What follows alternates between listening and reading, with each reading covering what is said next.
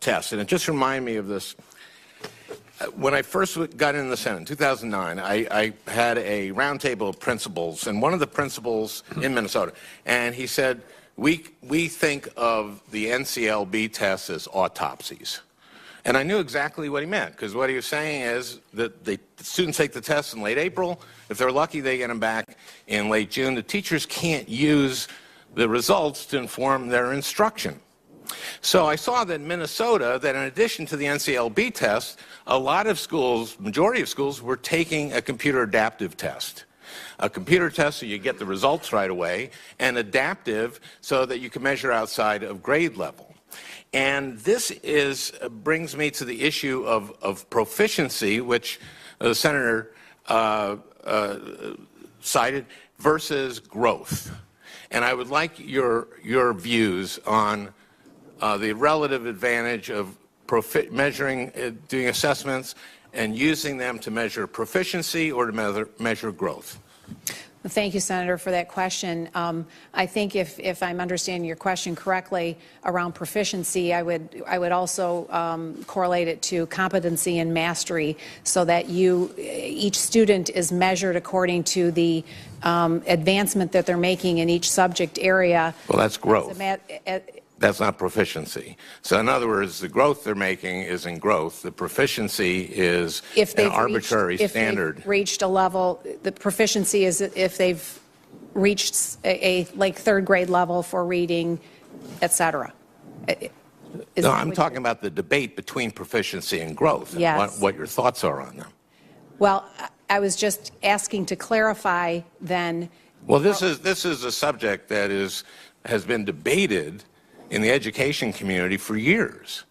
And I've advocated growth as the chairman, and every member of this committee knows, because with proficiency, teachers ignore the kids at the top who are not going to fall below proficiency, and they ignore the kid at the bottom who, no matter what they do, will never get to proficiency. So I've been an advocate of growth. But it surprises me that you don't know this issue.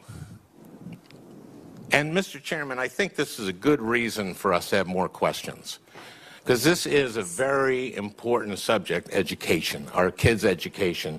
And I think we're selling our kids short by not being able to have a debate on it. And I didn't know of any rule about this, everyone gets one question and then one other senator gets a question.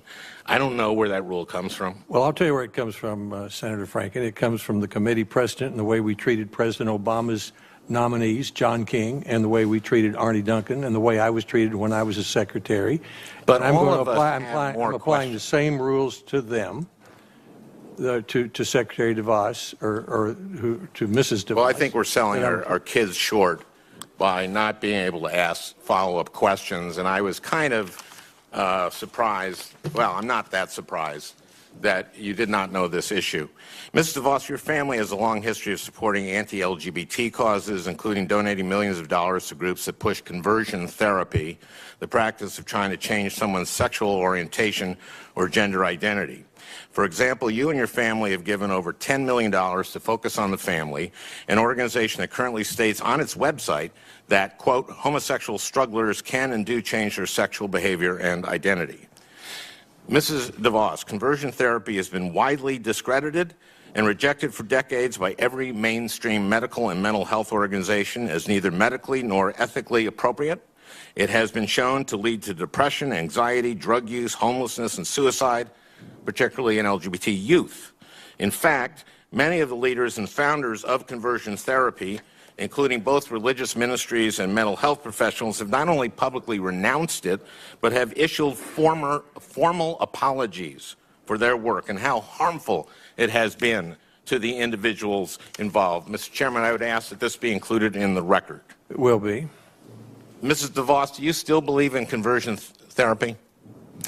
Senator Franken, I've never believed in that. First of all, let me say I fully embrace equality, and I believe in the innate value of every single human being, and that all students, no matter their age, should be able to attend a school and feel safe and be free of discrimination. So let's start there. And let me just say that, your characterization of contributions, I don't think accurately reflects those of my family. I don't. Well, you've been- I would hope that you wouldn't include other family members beyond my core family. Well, in terms of throwing numbers around, you said that student debt has increased by 1,000% since 980% in 8 years. I'm sorry? 980%. That's just almost not 1,000. so. It's increased 118% in the past 8 years. Well, So I'm just asking, if you're challenging my figures, I would ask that you get your figures straight about education policy, and that's why we want more questions, because we want to know if this person that we are entrusting, or may entrust to be the Secretary of Education, if she has the breadth and depth of knowledge that we would expect from someone who has that important, that important job. Thank you.